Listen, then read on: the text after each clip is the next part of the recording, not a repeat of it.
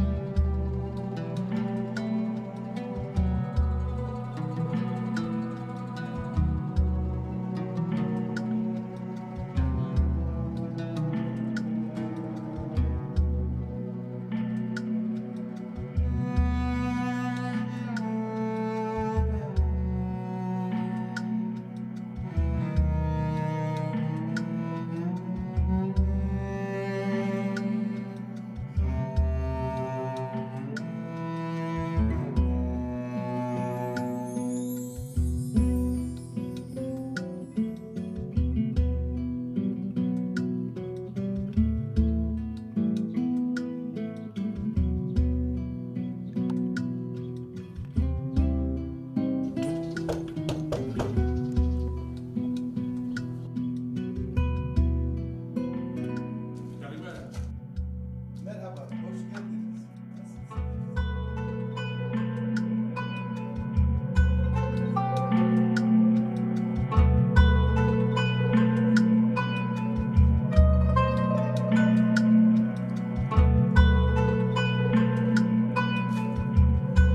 Γεννήθηκα στον Πειραιά από γονείς Συνασίτες. Είχαν γεννηθεί στη Συνασσό της Καπαδοκίας περίπου στο 1900. Γνωρίστηκαν και παντρεύτηκαν στον Πειραιά. Ο πατέρας μου έφυγε από τη Συνασσό 12-13 ετών, πήγε στην πόλη και εργάστηκε μέχρι το 22-24 που φύγανε για τον Πειραιά. Η μητέρα μου έφυγε μαζί με όλους τους άλλους Συνασσίτες και πήγανε Μερσίνα και από τη Μερσίνα με καράβι στον Πειραιά. Εκεί γνωριστήκανε, παντρευτήκανε, κάνανε 4 παιδιά, ο τελευταίος είμαι εγώ. Σπούδασα οικονομικά, αλλά μεγάλωσα με το πνεύμα της Συνασσού. Από μικρό παιδί οι 2 γονείς μου με είχαν εντρυφήσει στα της Συνασσού και έτσι ασχολήθηκα και ασχολούμαι πάρα πολύ με τη Συνασσό και τα πολιτιστικά της. 1924'te mübadele olmuşlar, gitmişler ama Rumlar buradan önce 3 yerde yaşarlarmış. Bunlar Gome'de, Golgolu ve Damlamaz. Bunların esas çalışma illeri İstanbul olduğunu söylerler. Bu İstanbul'da da Karaköy, Perşembe Pazarı, Balık Pazarı bunların yeriymiş ve buralarda çalışırlarmış. Daha ziyade havyar tüccarlığı ve gemi tüccarlığı yaparlarmış. Buradan Eylül'de bunlar çıkar ve toplu olarak arabalarla, atlarla buraya gelirlermiş.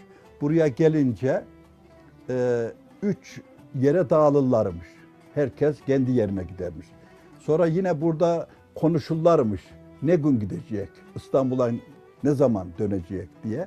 Ve aynı yerde yine aynı gün, aynı zamanda buluşurlar ve İstanbul'a giderlermiş. Burayı bir piknik olarak kullanmışlar.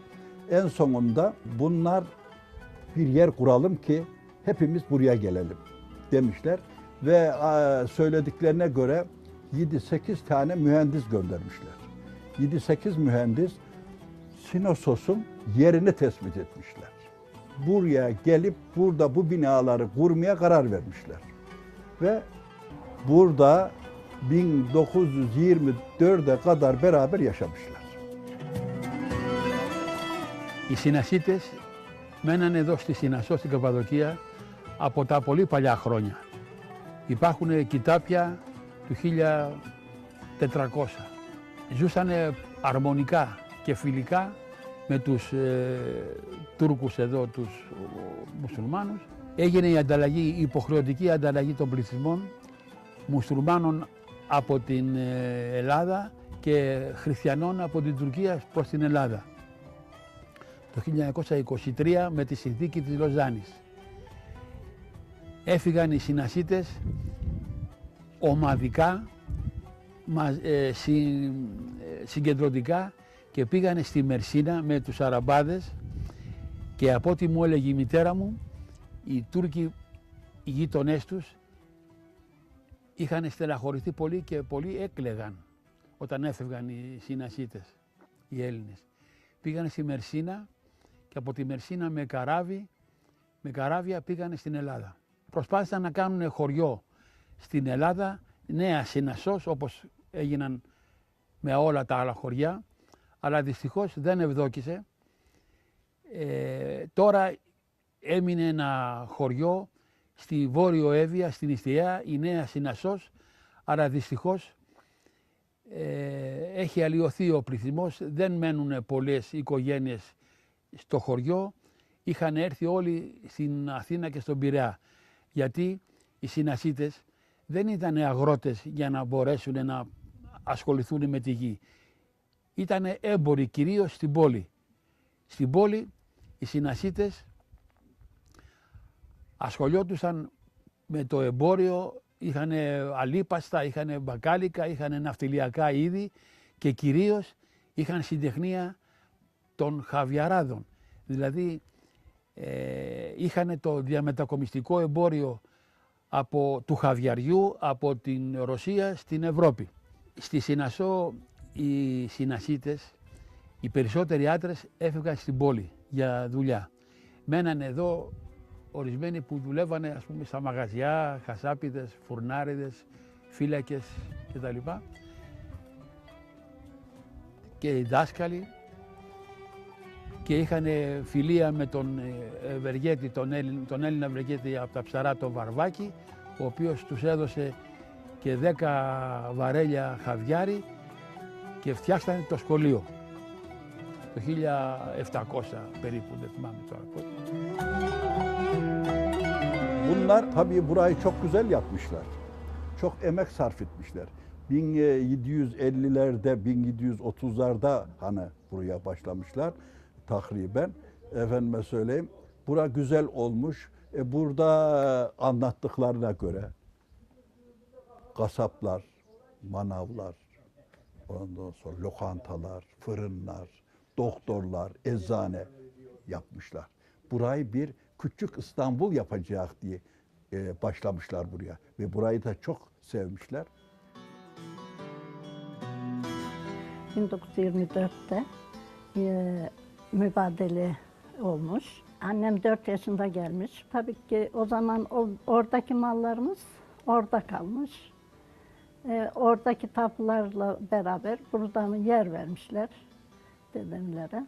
İşte annem bunları hep anlatırlardı, dedemler anlatırlardı, ağlardılar, toplanıyorlardı oraları falan, çektikleri acıları. Anlatıyorlardı dedemler.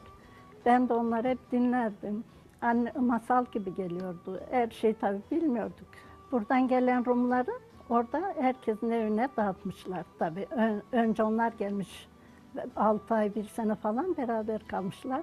Bizim eve de bir tane bayan, bir de yanında genç kızı varmış. Onlar beraber gelmiş.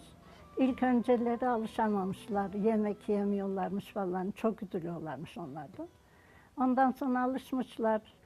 Ondan sonra oradaki Rumlarla da bizim iyi geçiniyorlarmış. Sadece işte o çeteler ekinlerimizi yakıyorlarmış.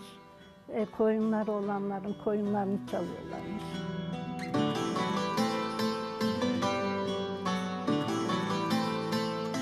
Üçüncü kuşak bir mübadil torunuyum. Mustafa Paşa'da doğdum, büyüdüm.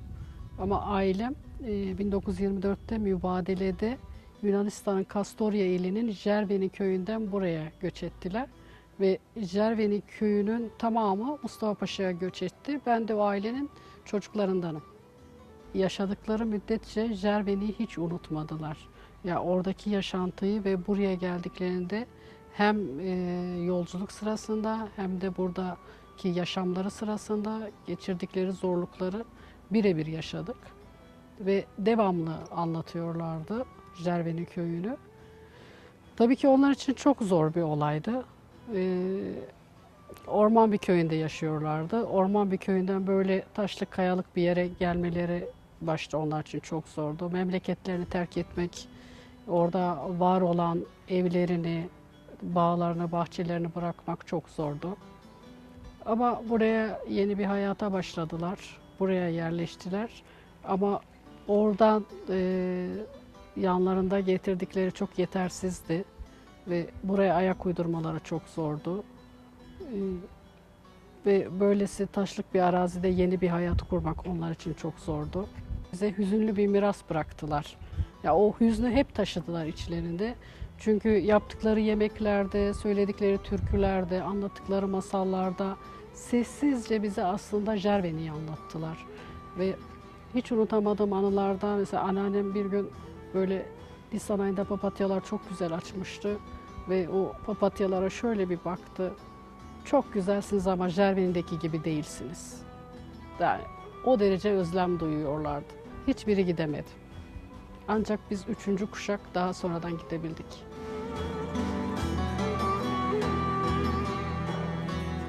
Bizimkiler Gülcemal gemisiyle gelmişler. İzmir'de kalmışlar. Onlar tabii orada 1 ay mı falan kalmışlar. Ondan sonra yine gemiyle anlatıyorlardı. Mersin'e gitmişler. Mersin'den Niğde'ye. Niğde'de dedemler 1 ay kalmış. Oradan ev kiralamış dedem. Ailesini oraya bırakmış. Gelmişler birkaç kişi büyük adam, yaşlılar birkaç kişi gelip evleri görmüşler. Buranın evleri çok güzelmiş. Yani konak gibi, her bir ev konak gibiymiş.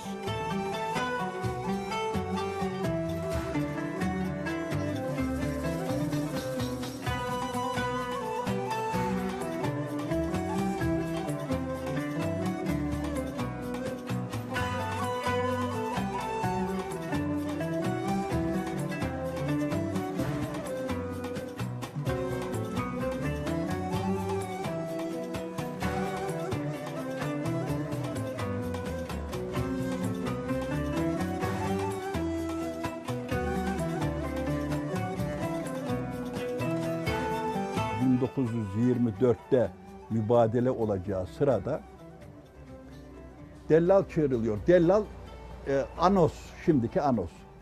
Diyorlar ki kızlarımızdan Türk erkekleri isteyen olursa verecek diye. Biliyor musun? Neyse, buranın sahibi de Marika, babası bağdaymış. Babası gelince demiş ki baba sen yoktun, dellal çağırıldı, kızlarımızı isteyen olursa verecek diye. Sen de beni verin mi demiş. O da demiş ki sen istersen, seni de isteyen olursa veririm demiş. Ben Marika'yı çok seviyordum. Marika teyzeye kaçmaya başladım gayrım. Buraya evden kaçıyordum boş kaldığım zaman. Burada oynuyordum. Marika teyze buraları süpürüyordu. Ben de yanında duruyordum. Öğlen oluyordu. Bazı şeyleri yapıyordum. Bana da yediriyordu. Neyse şimdi burayı ben çok seviyorum. Güzel yer. Marika'yı da çok seviyordum. Bura otel olacak. Otel yaptıktan bittikten sonra da adını Marika Otel koyacağız.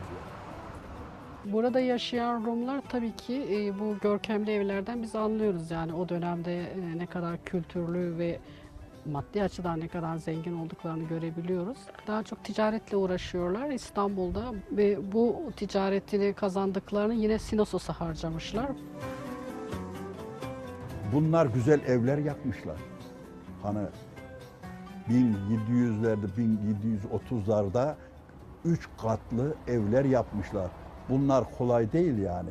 Efendim dantel gibi taşları işlemişler. Ve bunlar hasbel kader gitmişler. Bu evler ne olmuş? Tarihi evler olmuş. Turistik evler olmuş. Şimdi burayı terk edip gitmek bize de başkalarına da zor.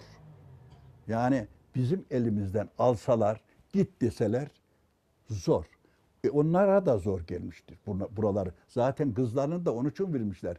Evlerimize sahip olsunlar ki belki dönerik diye. O zaman millet hep şey yapmışlar tapuyla kaç kişi varsa yani bizim dedemler 3 kardeş, 3 kardeşe ev vermişler.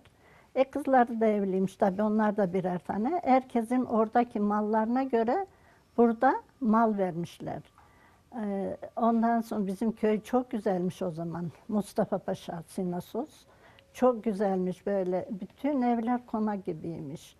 Bizim dedemlerin ilk aldıkları ev çok güzeldi. İşte 1965'te dayım sattı onu, o evi. Sonra bazı işte bizim evi de sattık. 1924'te geldikleri zaman buraya işte orada bıraktıkları mal ve evine karşı beyanname vermişler. O beyanname karşılığında burada mal almışlar, ev almışlar. Ondan sonra burada 800 tane konak olduğu söylenir. Çünkü burası 800 tane büyük bir Rum köyü olduğu için. İşte bunlar fakir geldiği zaman yakacak odun bulamamışlar. Sırf odun için yeni yapılan binaların kapısını penceresini kırıp yaktıklarını söylerler. Ve buranın yerlileri çok ev yıkmışlar. Taşlarını satmışlar. Kapılarını satmışlar. İşte ne bileyim bizimkiler de odun için kapıları sökmüşler, yakmışlar. Odunları yokmuş. Tabii oraya alışmışlardı ormanlık köyde. Kapıları yakmışlar. Talan etmişler köyümüzü yani yazık oldu. Korusalarmış o zaman mesela şart koysalarmış kimse bir taş yasak gelseymiş bu köy çok güzel bir köymüş. Küçük İstanbul'muş adı bizim köyümüzün.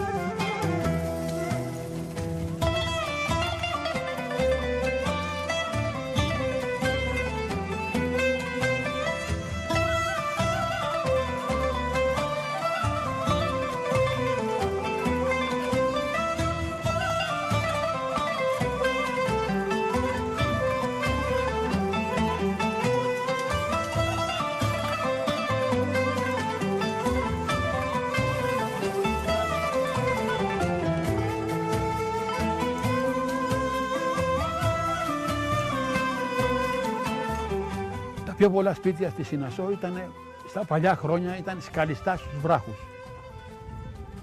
Μέσα στα ρέματα, μέσα στις κοιλάδες. Εδώ έγινε η Συνασσός για να μην φαίνεται από τον έξω περίγυρο. Για να είναι ήταν κρυμμένη η Συνασσός. Στα νεότερα χρόνια φυσικά άλλαξε το τοπίο. Συνεχεία των σκαλιστών σπιτιών χτιστήκανε τα νεότερα σπίτια, τα οποία τα έκτισαν οι Συνασσίτες, οι Χαβιαράδες, οι οποίοι ερχόντουσαν από την πόλη μετά από 30 χρόνια δουλειάς με λεφτά και χτίζανε τα σπίτια αυτά που βλέπετε, τα σκαλιστά, τα υπέροχα με τα φορούσια, με τους μεάνδρους, με τους δικέφαλους αετούς, με τα μπαλκόνια, και έχει χαρακτηριστεί η Συνασσός διατηρητέως οικισμός από την UNESCO.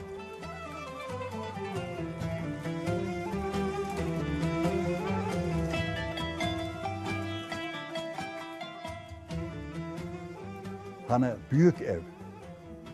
Büyük evde adam hem korkmuş hem de oturamamış yani.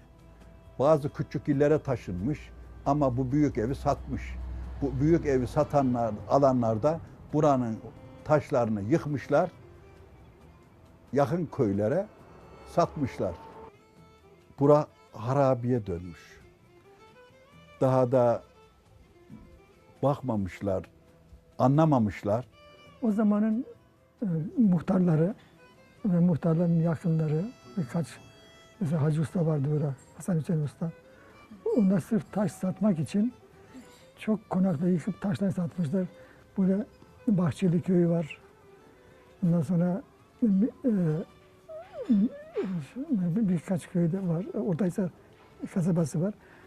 Buradan o köylere, kasabalara ev yapmak için taş götürürler buradan. O şekilde burada konaklar yok oldu. Şimdi 50-60 konak ancak kaldı. 70'ten sonra kapı taktılar, buraları korudular, turizm başladı. Yani buranın kıymetli olduğunu anladılar. Dirkene tedbir aldılar ama iş işten geçti. Koruma kurulu ortaya çıktı. Uzun yıllar, mesela şu sarı konak benim doğum büyüme konaktır, yıkılmaya başladı. Çatısı çöktü. Tek bir taş dahi değiştirmediler. Öyle bir yasak koydular. Ondan sonra biz o evi satmak zorunda kaldık. İstanbul'da geldi aldı. Sonra restore etti. Şimdi korunuyor sözde yani ama eski evler kalmadı ki. Korunsa neye korunacak? Öyle eski evler hep yıkıldı. 100 seneyi geçti. Bizim nahiyeydi, köy oldu. Böyleyle köy biraz geriledi tabii ki. Bu son senelerde köy geriledi.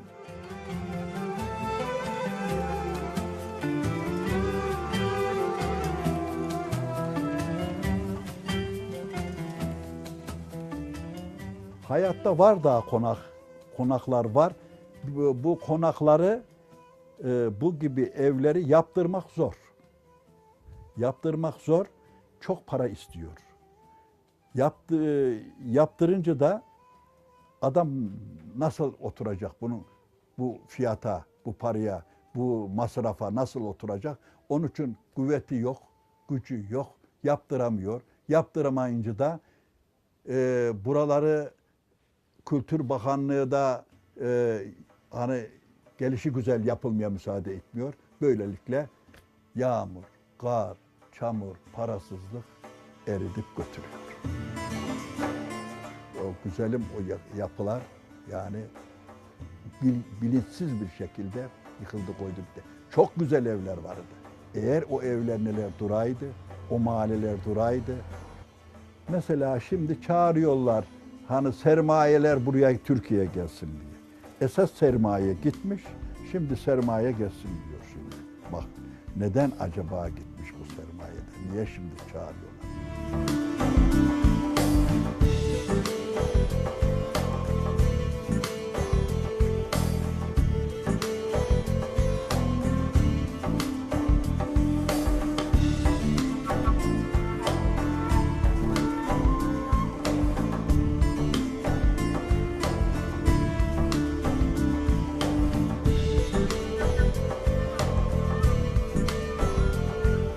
Assos gerçekten muhteşem bir kasaba. Yüzyıllardır tarihi taşıyan bir kasaba.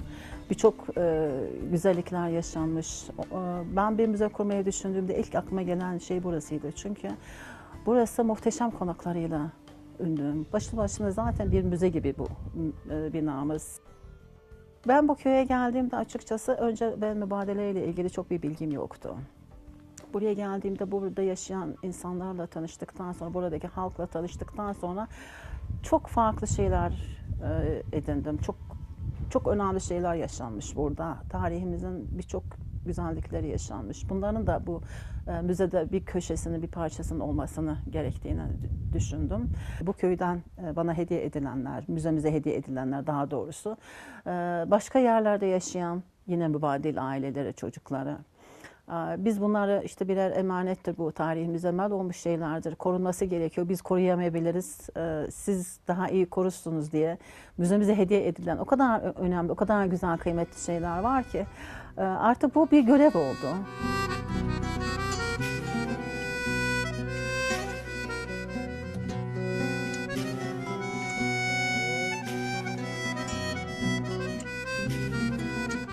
Ήρθα εδώ για πρώτη φορά το 2000 με εκδρομή από το Σωματείο των Συνασιτών που εδρεύει στον Πειραιά και το Σωματείο έγινε το 1925. Μόλις φύγανε από τη Συνασό, πήγανε στον Πειραιά και κάναν σωματείο. Το 2000, το 1982 έγινε η πρώτη εκδρομή, δεν μπόρεσα να έρθω. Το 2000 ήρθα για πρώτη φορά και έχω έρθει μέχρι τώρα 8 φορές. Γνώρισα πάρα πολλούς ντόπιους Τούρκους που μένουν στη Συνασό και βρήκα από τα κοιτάπια, ας πούμε, που υπάρχουν, το σπίτι του πατέρα μου. Το σπίτι του πατέρα μου είναι στον Άγιο Κωνσταντίνο, στην εκκλησία δίπλα. Είναι εγκαταλελειμμένο.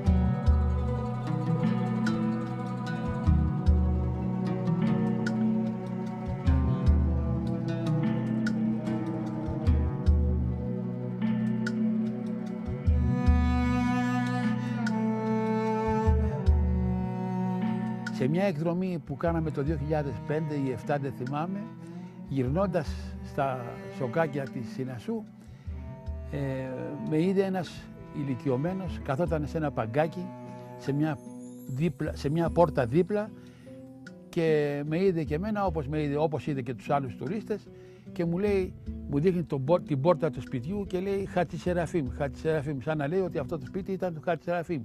Χατσισεραφείμ ήταν το επώνυμο της μητέρας μου. Εγώ τα χάσα. Για πρώτη φορά βλέπω το σπίτι της μητέρας μου. Του λέω, φυσικά εγώ δεν ξέρω τουρκικά, εκείνος δεν ξέρει ελληνικά και του κάνω με νοήματα Χατσισεραφείμ μαμά, Χατσισεραφείμ μαμά. Σηκώνεται ο φίλος, με αγκαλιάζει, με φυλάει, με βάζει με σπίτι, γκέλ μέσα, με βάζει με στο σπίτι, μου λέει αυτό είναι original, εκείνο original, εκείνο original, δηλαδή δεν τα είχαν πειράξει το σπίτι. Βγαίνει η γυναίκα του, μια γυναικούλα έτσι κοντούλα, όσο μπορούσαμε με νοήματα μιλήσαμε, η μητέρα μου, ο πατέρας, και εγώ συγκινήθηκα και ήθελα να φύγω με τα κλάματα. Και βγάζει η γυναίκα το κλειδί της πόρτας και μου το δίνει. Και μου λέει μαμά. Και μου έδωσε το κλειδί της πόρτας του σπιτιού της μητέρας μου. Το λέω τώρα και ανατριχιάζω.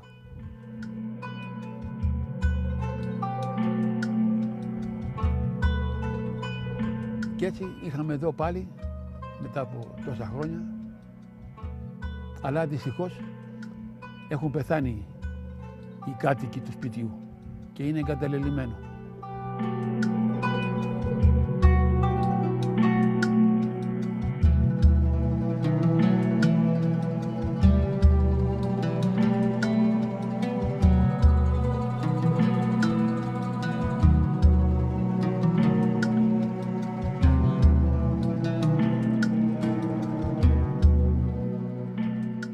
Όταν έρχομαι εδώ, αισθάνομαι ότι έρχομαι στο χωριό μου.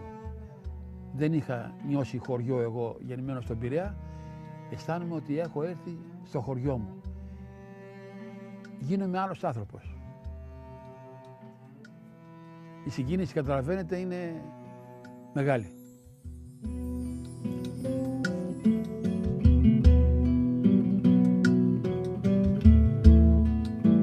Aynı şeyleri yaşadılar. Özlemler aynı.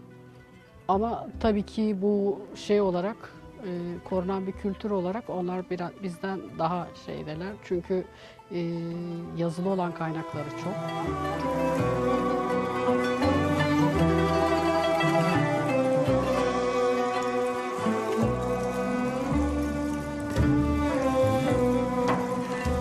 Ένας μεγάλος συνασίτης υπήρξε ο Σεραφείμ Ρίζος. Εκτός από τον Τακαδόπουλο, τον Λάζαρο που έκανε το σωματείο και το λειτουργήσε ήταν ο πατέρας του σωματείου, ο Σεραφείμ Ρίζος έμεινε στη Νέα Συνασσό σαν ακρίτης και αφοσιώθηκε στη διατήρηση της Νέας Συνασσού του χωριού στην Ιστιαία. Τον βρήκε γύρω στο 60, μου φαίνεται 55, η Μέλπο Μεριέ του Κέντρου Μικρασιατικών Σπουδών και τον παρακάλεσε να γράψει αναμνήσεις του. Ήταν δάσκαλος και στη Συνασσό, εδώ δηλαδή, πριν από την ανταλλαγή. Και αυτός ασχολήθηκε και έγραψε περίπου τις 7.500 σελίδες αναμνήσεις του. Αυτές τις είχε παραχωρήσει στο, στο Κέντρο Μικρασιατικού Ελληνισμού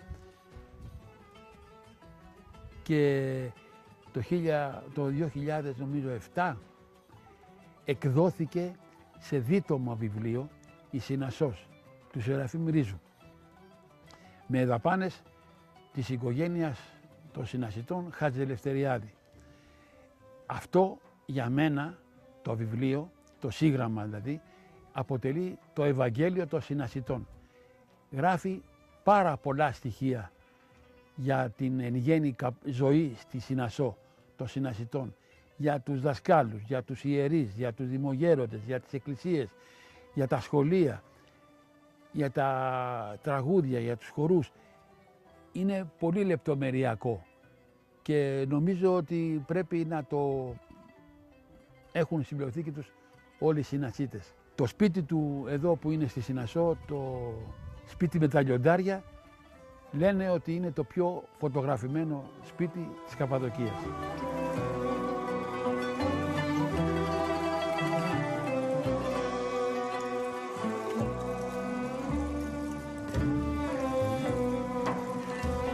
Buradan göç eden Rumlar her yıl kendi köylerine ziyarete geliyorlar Mustafa Paşa'ya ve onlar da kendi kültürlerini görmek istiyor. Bıraktıkları konak evleri ziyaret ediyorlar, dedelerinin evlerini.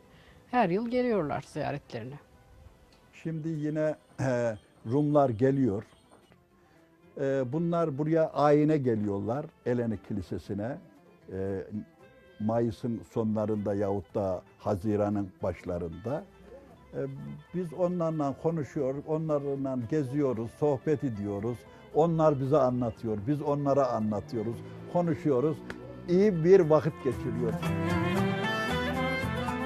Έχουμε δημιουργήσει πολλοί συνασσίτες Έλληνες, έχουμε δημιουργήσει πολύ καλές σχέσεις με τους ντόπιους, οι οποίοι οι περισσότεροι έχουν έρθει από τη Μακεδονία και αισθάνονται κατά κάποιο τρόπο μισοέλληνες και μας υποδέχονται πάρα πολύ φιλικά με τραπέζια, με γλέντια κτλ.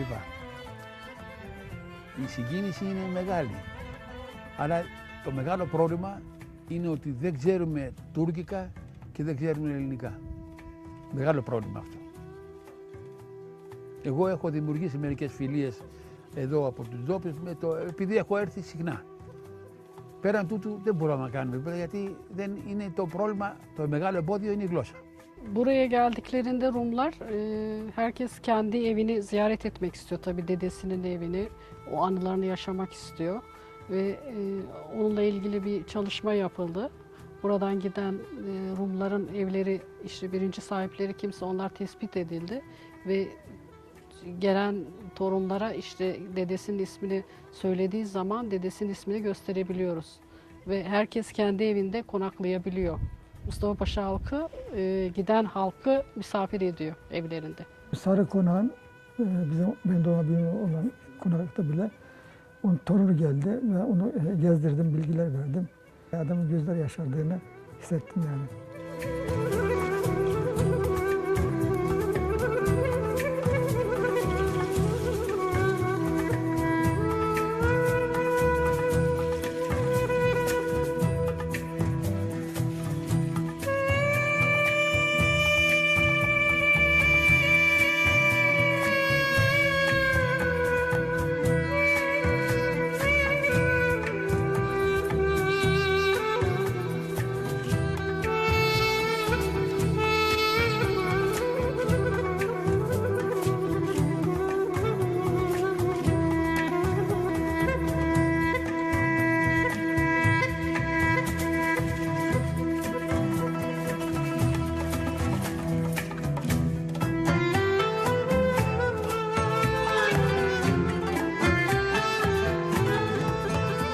Η Συνασσός είχε μεγάλη, υπερβολή δεν είναι, μεγάλο πολιτιστικό πλούτο.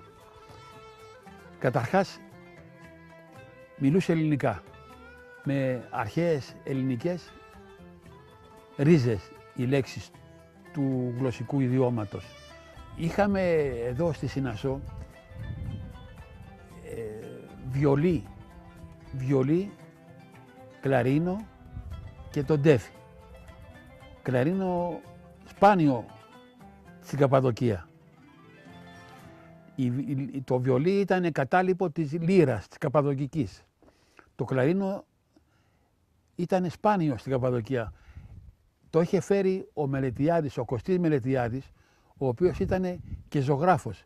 Είχε φύγει από εδώ μικρό παιδί, είχε πάει στην Βενετία, είχε σπουδάσει, δεν ξέρω πώς λεπτομέρεια, είχε σπουδάσει ζωγράφος και έφερε το κλαρίνο και εκτός από τη ζωγραφική που έχει ζωγραφίσει με τοιχογραφίες τα περισσότερα σπίτια της Συνασσού με σπουδαίες τοιχογραφίες, συμβολικότατες. Bu bina Güllü Hanım Konağı diye geçiyormuş. Mimarlık fakülteleri tarafından incelenen bir bina. Çünkü biz restorasyonunu da yaparken asla hiçbir tarafta değişiklik yapmadık. Kapıların hepsi orijinal. Çok muhteşem bir tane şapelimiz var. Bu şapelimiz çok çok özel zaten. Bölgedeki şapellerden çok özellikle farklılıkları var.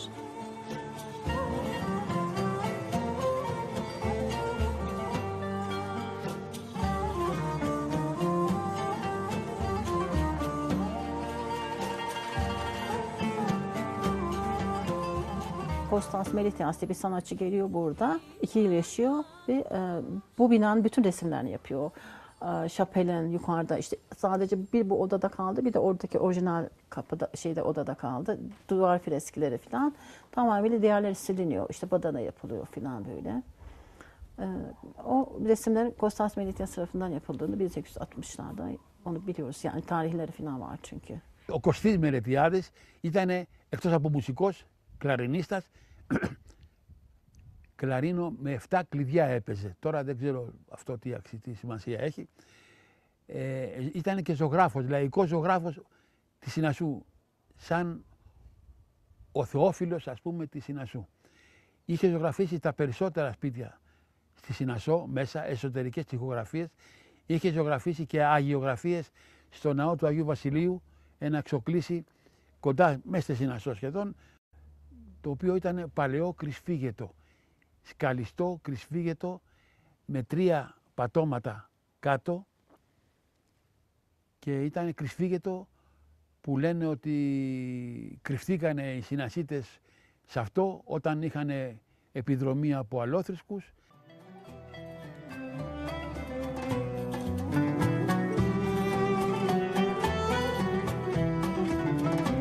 Birisi Marina, birisi Şefika Mukaddes.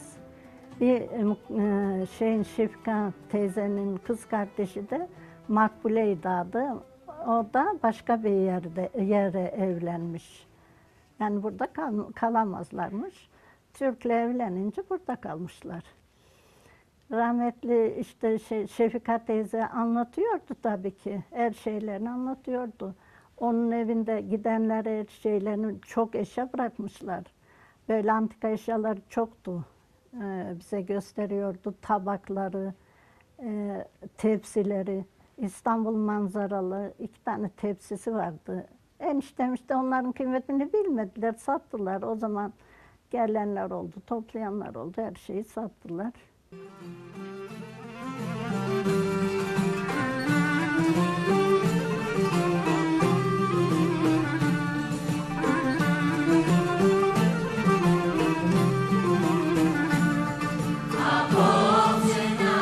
Είχε πάρα πολλά παλιά, αρχαία, ελληνικά τραγούδια του ακριτικού κύκλου, ακριτικά τραγούδια. Σχεδόν άγνωστα στην εποχή μας. Ευτυχώς καταγράφηκαν στο Λεύκομα του Συνασσού του 24. Επίσης είχαμε χορευτικά τραγούδια τα οποία χορευόντουσαν με τους κυκλικούς χορούς σε κλειστό κύκλο. Κυρίως γυναίκες τα χόρευαν.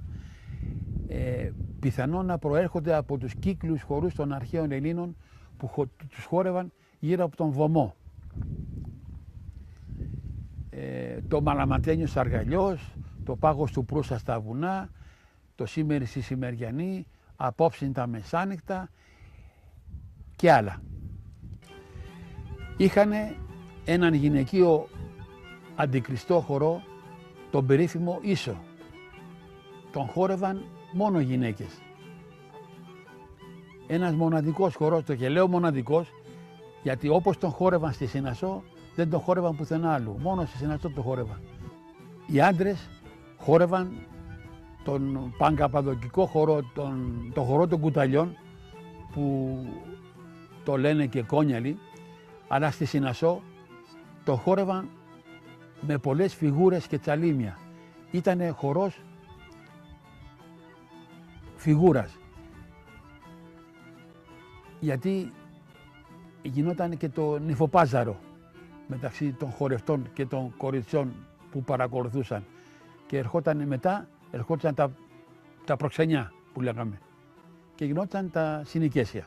Mustafa Paşa'nın bir özelliği göç eden mübadiller Cerveni köyünden olduğu gibi bir köye yerleştikleri için ve dil bilmedikleri için çok çabuk çözülemediler. Bir arada yaşadılar ve kültür oldukça korundu. Ve bugünümüzde bile Mustafa Paşa'da yaşayan bir kültür var, mübadil kültürü var. İşte bu yemeklerimizden tutun da gelenek, görenek, adetlerimiz bugün hala yaşıyor capcanlı. 100 yıl önce dedelerimiz nasıl düğün yapıyorlarsa Cerveni'de biz o düğünü aynı şekilde yaşatıyoruz. Πάντως είπα και προηγουμένως ότι το πρόβλημα το μεγάλο είναι η γλώσσα. Αν είχαμε κοινή γλώσσα, ας πούμε, μπορούσαμε να ερχόμασταν πιο συχνά στη Συνασσό. Γιατί έχουμε δει ότι τους αρέσουν τους ντόπιους εδώ στη Συνασσό να ερχόμαστε. Μας φιλοξενούν, μας υποδέχονται με τραπέζια, με γλέντια κτλ.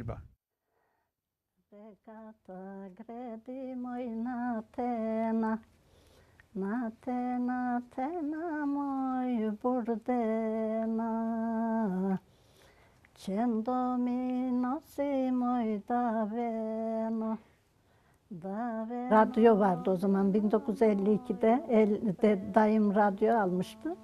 Herkes radyo dinlemeye dayımlara gelirdi.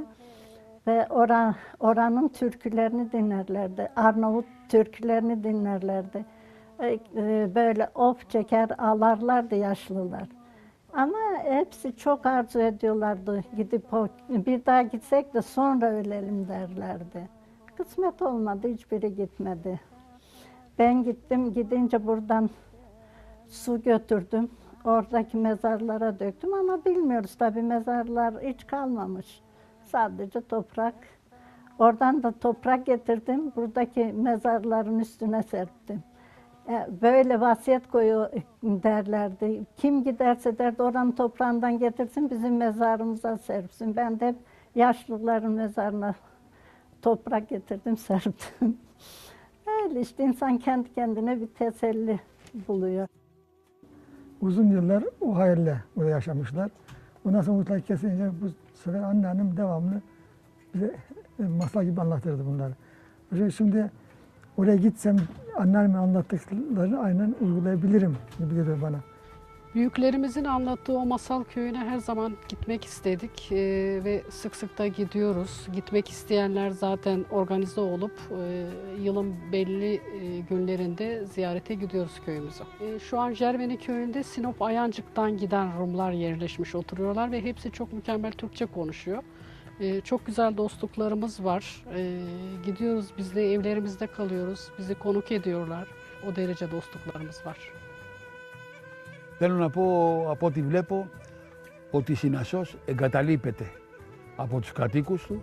Έχω δει πολλά σπίτια εγκαταλελειμμένα, μεγάλη ησυχία, μην πω νέκρα και πολλά πολλούνται. Πολλά σπίτια πολλούνται.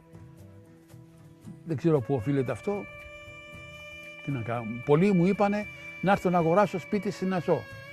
Λιγάκι δύσκολο αυτό. Και για μένα και για τις αποστάσεις και για τη γλώσσα δεν μπορώ να κάνω τίποτα. Αλλά μου έκανε εντύπωση, λυπάμαι πολύ που η Συνασσός εγκαταλείπεται.